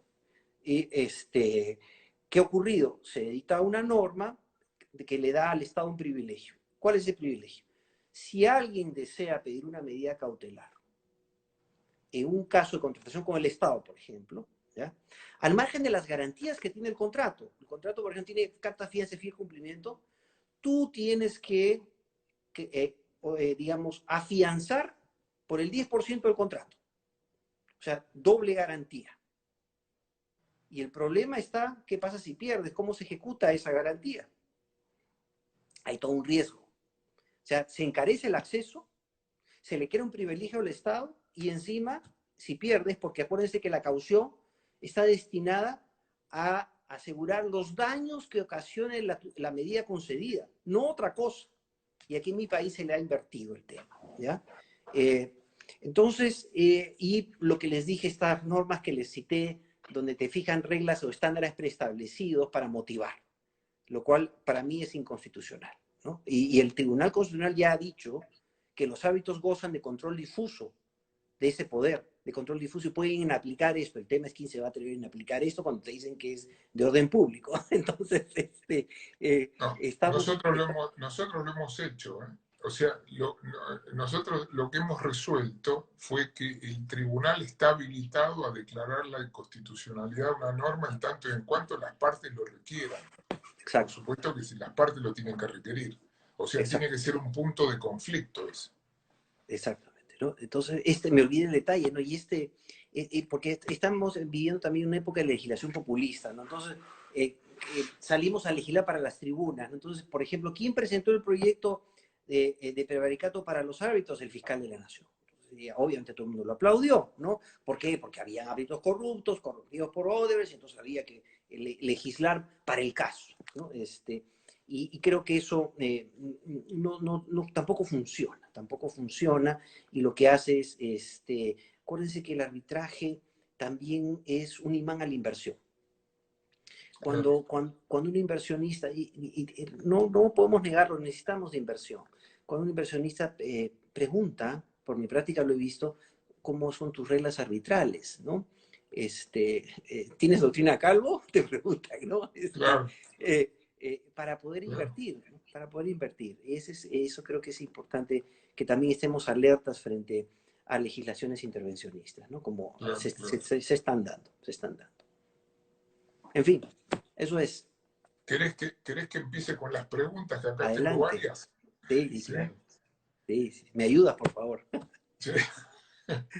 Mira, acá hay un comentario que es el último que llegó, después empiezo con las preguntas, de un joven procesalista que es de Córdoba. Dice, el árbitro también puede cometer el delito previsto en el artículo 265 del Código Penal argentino, que es el de negociación incompatible con el ejercicio de la función pública. La verdad que yo no lo veo, Franco, Yo esto, tampoco. Yo tampoco. porque no hay función pública acá. No hay. O El sea, árbitro no es un funcionario público. no es un funcionario público el árbitro, No. me parece, no sé. Cuidado con la tipicidad. Sí. Si querés, claro, cuidado con la tipicidad, dice Adrián, si querés aclarar algo, con todo gusto. Te hago No, otra no. pregunta de otra joven procesalista, Queda Celeste clarísimo. Silva. Dice, la contradicción en someter el conflicto a lo jurisdiccional o a un tribunal arbitral. ¿Qué se prioriza? ¿El arbitraje? ¿Cómo se resuelve la contradicción? Y después dice, ¿por qué el arbitraje no tiene tanta recepción como podría tenerlo teniendo en cuenta sus ventajas? ¿Falta información y asesoramiento al respecto? Son tres preguntas, ¿no? La primera no lo entendí muy bien, las dos La últimas sí. primera dice, cuando hay una cláusula patológica, Ah, ok, ok. cuando hay contradicción entre el tribunal arbitral y el arbitraje, perdón, entre el tribunal, la jurisdicción y el arbitraje, ¿cómo se resuelve la contradicción? Siempre a favor del arbitraje. El principio de conservación del arbitraje, incluso lo tienen ustedes en un código civil, ¿no? Sí, claro. La profesora que me lo desarrolla muy bien en un comentario, que lo tengo acá en el libro. Y hay un artículo específico, que Sí, no sí, me- sí, específico de la ley de ustedes, ¿no? Que creo que eso es fundamental. El principio de conservación es el que debe seguir. Y vinculado a lo demás, me parece que estaba referido al... ¿qué más había planteado la Lo persona? otro que había planteado era por qué el arbitraje no tiene tanta recepción Ah, ya. teniendo en Mira, cuenta sus ventajas. es algo de lo que tú y yo veníamos hablando. Son varias cosas. Primero, la necesidad de educar en la universidad. ¿Qué significa? Que si queremos que el arbitraje sea una disciplina autónoma, tiene que tener un curso autónomo. Un curso autónomo con desarrollo propio.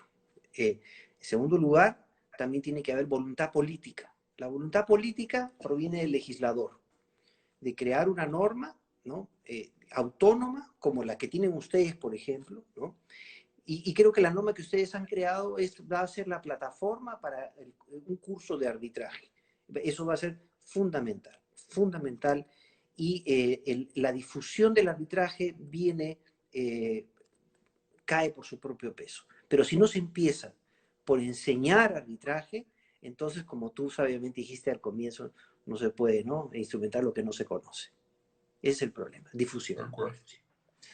Mirá, acá encontré el artículo que buscabas vos para Celeste Silva. El 1656 del Código Civil y Comercial de la Nación dice: el convenio arbitral obliga a las partes a cumplir lo estipulado y excluye la competencia de los tribunales judiciales sobre las controversias sometidas a arbitraje, excepto que el tribunal arbitral no esté aún conociendo de la controversia y el convenio parezca ser manifiestamente nulo o inaplicable. En caso de duda, ha de estarse a la mayor eficacia del contrato de arbitraje. Exacto. Yo critiqué el artículo hay un trabajo mío que está publicado en la ley, pero al margen, la duda que para contestarle a Celeste es que siempre debe estarse a favor del arbitraje. Sí. Hay otra pregunta, en este caso... Y hay un tema también, perdona que lo leí aquí, que tenemos que liberarnos también de antiguos conceptos, ¿no? De mencionar cláusula compromisoria, ¿no? Eso ya está superado, el tema de la cláusula compromisoria, porque viene una etapa, digamos, precientífica, para ponerlo así, del arbitraje, ¿no? Porque si, para entender, la cláusula compromisoria es que yo me comprometo a que si surge un conflicto, ¿no?, vamos a ir a arbitraje. Pero luego eso necesita una ratificación, ¿no?, vía el convenio propiamente dicho, para llevar adelante el arbitraje. Y si no querías, no había arbitraje. Entonces, claro, esto que esa es decís la visión vos, clásica, ¿no? claro, esto que decís vos en nuestro Código Procesal, que es del año 1967, está previsto así y dice cómo se tiene que hacer el compromiso. La distinción que está haciendo el profesor Adrián Simons es entre la voz compromiso y la cláusula compromisoria, porque antiguamente, lo que él dice en la etapa precientífica, antiguamente se llamaba compromiso al que asumían las partes cuando se suscitaba un conflicto.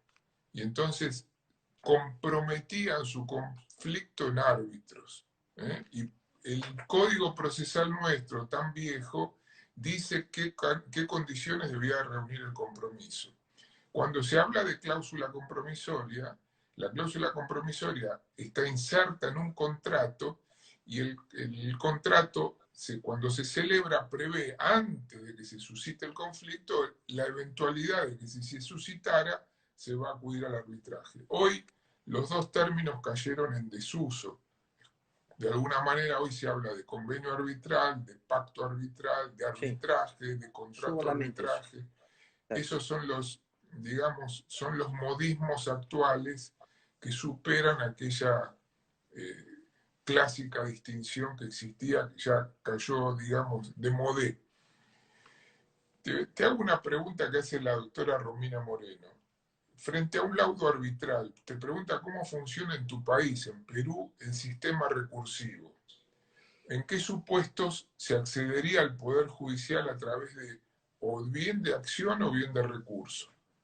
Porque acá tenemos, vos sabés, en Argentina tenemos la acción de nulidad contra el laudo de amigables componedores y el recurso de nulidad contra el laudo de árbitros de derecho para acceder a la justicia. Sí, nosotros, digamos, hemos simplificado la cosa, sea un laudo, digamos, de amigable componedor o de conciencia, ¿no?, o un laudo de derecho, ambos tienen la misma, digamos, para ambos se aplica el mismo remedio que se le denomina recurso a anulación, pero ese es el nomen juris, pero en el fondo es una acción autónoma de revisión judicial del laudo por causales expresamente establecidas en la ley.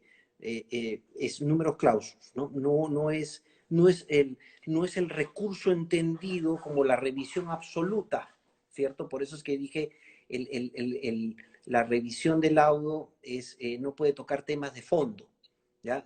Solamente la parte periférica, si, por ejemplo, si el laudo fuera de plazo, si hay una incongruencia porque se haya laudado sobre un tema no demandado, sobre se haya laudado más de lo pedido o porque haya una omisión, un fallo citra petita, ¿no? No solamente citra petita en lo que es omitiste una pretensión, porque puede ser una cita petita probatoria, cuando en un caso donde yo vi un tema contra una de las Big Four por mal praxis en materia de auditoría, teníamos un dictamen de experto internacional que analizó la aplicación de las NIAS, las normas internacionales de contabilidad de las NIAS, al caso concreto si se habían cumplido con su rol de auditor, ¿ya? Y era prueba esencial y no fue valorada. Entonces, ese es un caso de citra petita, es decir, hay una ausencia de valoración de prueba esencial y la Corte anuló, y la Corte dijo, esta es prueba esencial, has vulnerado el debido proceso arbitral, ¿no? Pero todo es, digamos, números clausus, para simplificarlo, está prohibido entrar al fondo de la controversia. No podemos ver aplicación de la ley, interpretación de la ley, valoración probatoria, que obviamente tiene per se a los hechos, ¿no? Eso es fondo arbitral, eso es irrevisable. Son causales parecidas a las nuestras, porque lo que Sí, vos señalaste es falta esencial del procedimiento, porque ahí no se correcto. valora una prueba o dictar el laudo fuera de plazo o dictarlo fuera de los puntos comprometidos. Sí, Ahora, ¿esa acción autónoma va al juez de primera instancia o va a no, la Cámara de a la Apelaciones Cámara, a correspondía una Cámara de directamente a Apelación la o Cámara? Sala Superior, directamente. Y tiene una visión pro arbitraje, es bien interesante, porque tú vas a la sala comercial, ¿ya? Y la sala comercial hace este control. Si valida el laudo, se acabó, para ponerlo en sencillo, se acabó. ¿Cuándo se puede recurrir a la Corte Suprema? Porque está todo hecho en pro del arbitraje. Cuando la sala comercial decide anular el laudo. Entonces la parte afectada con la anulación puede recurrir en casación a la Corte Suprema. Solo en ese supuesto la casación está habilitada cuando el laudo es anulado. Pero si el laudo es anulado, es única instancia. Perdón, no es anulado, es única instancia. Muy bien. Hay otra pregunta que es de Jorge Beade, que es un profesor de la cátedra. Dice, ¿no sería conveniente dar mayor difusión al arbitraje y consignar los centros de arbitraje en edificios judiciales? ¿Eso no aliviaría el trabajo al Poder Judicial? Bueno, una idea original. Sí, sí. Me Bueno, lo que parece que puedo... ahí se confunden dos aspectos. Una cosa es la difusión del arbitraje y otra Sí, cosa es dónde funcionarían los tribunales arbitrales. Me parece que lo que está diciendo el doctor Beade es que si están dentro de la órbita de los tribunales, porque funcionan en los mismos edificios de los tribunales, pueden tener mayor difusión, mayor conocimiento. Me parece que la difusión viene por el lado de lo que decimos nosotros, que es enseñarlo al arbitraje. sí, de verdad Me- que sí. De verdad creo que que, sí. creo Cada, que esta cada, cada cosa en su sitio, me parece, ¿no? es la clave. Sí, que es la clave, la difusión, la promoción. Tiene que haber, obviamente, voluntad política. Es fundamental el apoyo, digamos, de las autoridades en crear una legislación, ¿ya? Que dé garantías para el desarrollo del arbitraje, ¿no? Y además de dar garantías que las universidades promuevan el estudio del arbitraje como Claro, una ciencia autónoma, ¿no? claro. Hace otra pregunta el doctor Beade. ¿La extensión al interesado que no participó del convenio se hace notificando demanda y contestación en el proceso arbitral? Y sí, por Sí, supuesto. Por sí, supuesto. sí, Sí. sí, sí, claro que sí. Hay que resguardar el derecho de defensa. La plena Otra, contradicción. La plena otra contradicción. pregunta de Sí. Gonzalo Casas, en este caso. El doctor Casas pregunta, ¿qué opinión tiene sobre el arbitraje en materia ambiental?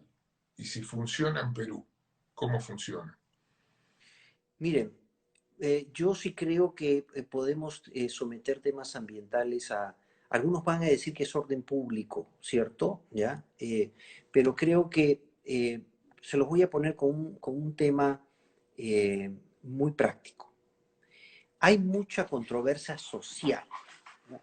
Social, por ejemplo, para el desarrollo de actividad minera. Entonces, de aquí voy a separar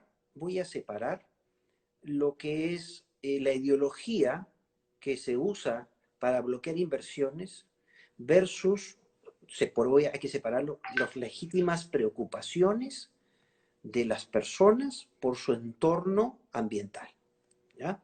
Entonces, eso hay que separarlo. Me voy a lo segundo, porque lo otro podemos discutir muchísimo, ¿ya? ¿Qué, qué ocurre aquí?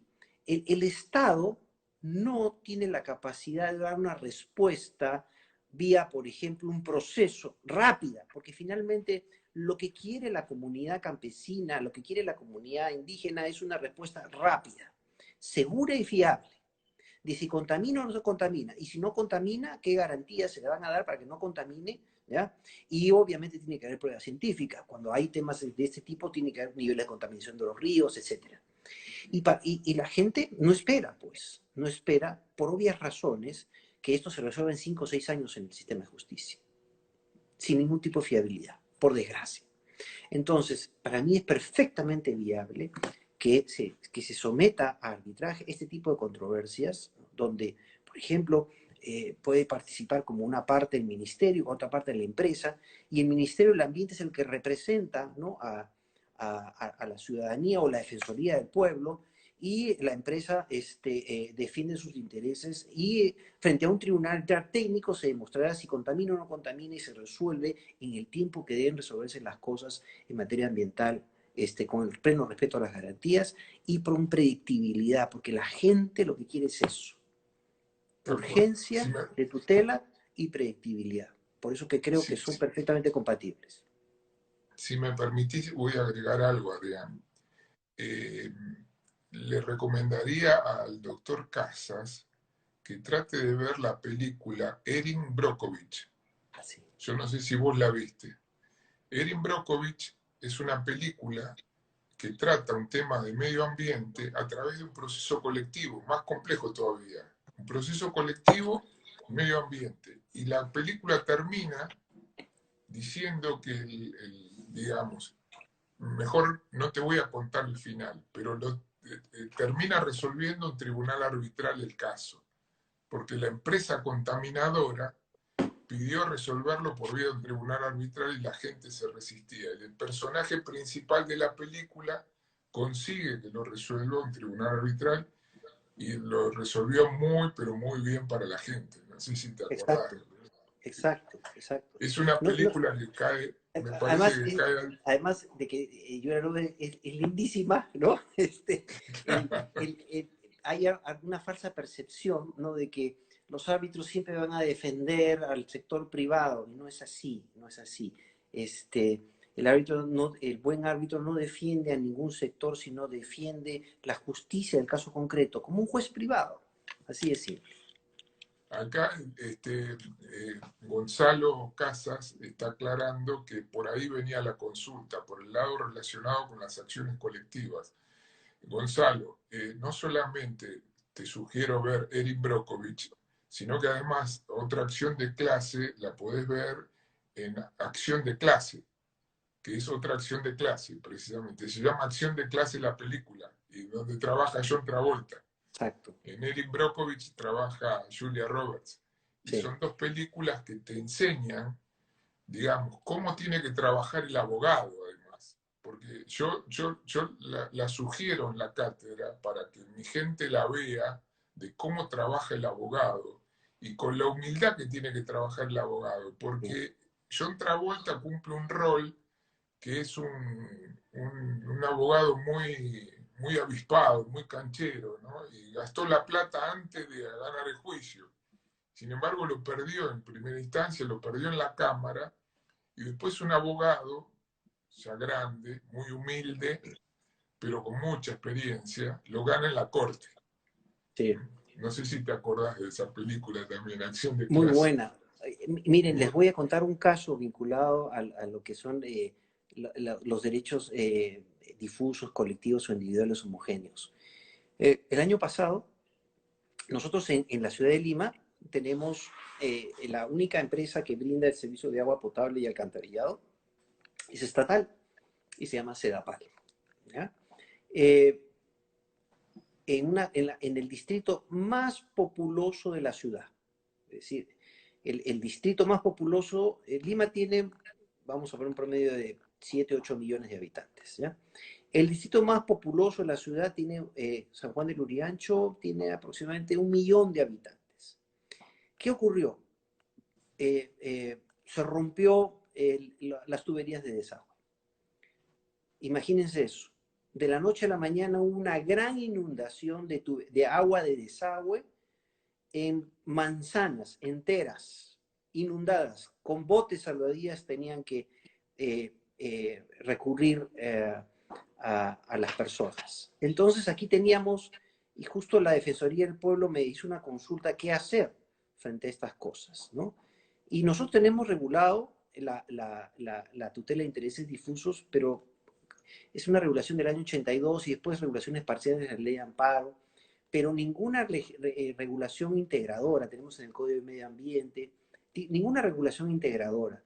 Y había un gran problema, porque teníamos afectación de derechos colectivos, es decir, personas que podemos identificar, pero de manera muy difícil, porque eran cientos de familias, no solamente afectadas en sus viviendas estropeadas o negocios personales totalmente destruidos, pequeños consultorios dentales, bodegas, digamos, talleres de carpintería, la gente que no podía trabajar, pérdida de conectividad porque tuvieron que cortar la energía eléctrica en todos esos bloques, ¿no? Y el tema era cómo se distribuían los daños. ¿Cómo se distribuyen los daños? ¿Cómo se cuantifican los daños? En este tipo de procesos. La legislación de doctrina comparada te da la razón, pero no la tenemos regulado. Y como somos muy positivistas, el tema tuvo muchos problemas, porque lo primero que tienes que identificar aquí es, ¿no?, el daño colectivo, o sea, ¿cuánto asciende? 50 millones de dólares, por lo menos, en este caso, ¿ya? Y luego en ejecución de sentencia, cada quien que se apersone acredita su daño individual y ahí se distribuye, que es una manera, digamos, de ejecutarla, pero no tenemos regulado. Y hay problemas de legitimación también. Entonces, este caso fue tremendo, tremendo, porque finalmente las personas por necesidad terminaron firmando transacciones, en mi opinión, leoninas con la aseguradora de la empresa estatal, ¿ya?, que obviamente les fijaba montos muy reducidos por familia o por negocio para firmar transacciones, y ahí vamos el tema de la validez de estas transacciones bajo medidas de apremio o angustia, ¿no? En fin, es un caso que quería compartir con ustedes, una clase Nosotros acción. tenemos el mismo problema, todavía no está regulado en nuestro país y estamos avanzando con la doctrina de la Corte y con acordadas que la Corte está dictando en materia de colectivos, de proceso colectivo. Acá hay una pregunta difícil que hace Vicky Chaik, que no le podemos decir nada porque colaboró con todos nosotros para que estemos aquí ahora, ¿no? Dice, ¿podrían los árbitros declarar de oficio la inconstitucionalidad de una norma? ¿Qué opinas? Yo creo que sí. Yo creo que sí. Forma parte del deber de fallo. Y el deber de fallo implica el control de constitucionalidad, que es fundamental en ejercer, cuando alguien ejerce una función decisoria. En nuestro caso, ¿ya?, incluso en un precedente en 142 del Tribunal Constitucional se estableció no solamente el deber de fallo, sino el deber de los árbitros de ejercer control difuso de la constitucionalidad. Y aunque no lo hubiera, yo sí creo que es una función natural del árbitro. Excelente. Otra joven procesalista, Valeria Anderle, dice, ¿qué herramientas se pueden implementar para facilitar la ejecución de los laudos en casos complejos o con un importe alto de condena? Y aquí el derecho procesal funciona de manera maravillosa, porque el, a ver, y esto es bien importante, cómo dialogamos por eso es que el derecho procesal también es una herramienta útil. Yo siempre se lo digo a mis amigos árbitros. Técnicas de valoración de la prueba no la invita el arbitraje, viene del otro lado, y tienes que usarlas, ¿no? Tienes que usarlas, ¿verdad? O la ley modelo, ¿no?, de arbitraje, que tiene la regulación de las medidas cautelares. Tú te das cuenta claramente que es una influencia procesal, ¿cierto? riesgo de daño de difícil reparación, apariencia a humo derecho, etcétera, ¿no? Eso lo aporta el derecho procesal. En materia de ejecución es todo un tema, y aquí hay que recurrir al derecho procesal, porque hay lo que se llama la ejecución dineraria, y tienes las medidas para futura ejecución dineraria, que son los embargos o los secuestros conservativos, ¿no? Pero también tienes el otro escenario que es justamente cuando tienes que ejecutar obligaciones de dar, bien cierto, obligaciones de hacer, obligaciones de no hacer. Y aquí el derecho procesal y el derecho civil te dan, por ejemplo, herramientas como, por ejemplo, la ejecución por sustitución. Si no es posible, por ejemplo, entregar un bien cierto porque se ha perdido, sustituyes eso por el equivalente en dinero, ¿no? Si alguien tenía una obligación de hacer o no hacer, por ejemplo, porque no hacer implica también deshacer lo mal hecho, ¿ya? Lo puedes hacer por un tercero, por cuenta de un tercero, y luego le trasladas los costos de esa ejecución en ejecución del laudo para hacer eficaz y eficiente la decisión. Y eso es un aporte del derecho procesal al arbitraje, ¿no? Te hago una pregunta y te voy a pedir que trates de usar 2 minutos nada más porque tenemos Ay, que cerrar por el horario. Es de Analía Reyes, otra joven procesalista. ¿Las medidas de aislamiento afectaron la continuidad de la resolución de conflictos mediante arbitraje, como ocurrió con los procesos judiciales, o se adaptaron de mejor manera en este contexto? se adaptaron de mejor manera. Porque Se ya adaptaron. había, acuérdense, una de las características que les dije del arbitraje era el uso de tecnologías. El arbitraje se adaptó de mejores maneras. Se reactivó, incluso los centros de arbitraje emitieron instructivos, es decir, pautas tecnológicas aplicables a todos los partícipes de los arbitrajes institucionales, ¿no? Para seguir una línea tecnológica única y segura, ¿no? Entonces, sí, se adaptó mucho más rápido, entre ellos, nosotros los que hemos pasado los 50, tuvimos que volvernos tecnológicos, ¿no? La verdad que sí. Adrián, nos queda 1 minuto de tiempo porque si no se nos corta. Yo te estoy infinitamente agradecido en nombre de la Asociación Argentina de Derecho Procesal por tu magnífica exposición, muy clara, muy contundente, muy precisa, y en nombre personal por tenerte acá y tener la oportunidad de compartir con la gente nuestra del ámbito procesal todos tus conocimientos sobre arbitraje. Sé que sos un especialista en el tema, por eso te convocamos. Y lo único que se puede decir en estos casos es la palabra gracias, que alcanza para todo. Con un afectuoso abrazo a la distancia, te agradezco muchísimo. No, yo a ustedes. Como Soda Stereo, gracias Enhorabuena, totales. enhorabuena que la asociación te tuvo porque fue muy linda la charla y la compartimos con mucha alegría. Te mando Muchas un gracias. abrazo grande, muy A afectuoso la y distancia, a ya ustedes. seguiremos en contacto con todo lo nuestro Permanente. que tenemos. Sí, sí. Chao. Gracias. Chao, gracias. Gracias a todos por estar y no se olviden de la próxima reunión que tenemos, que es el próximo miércoles.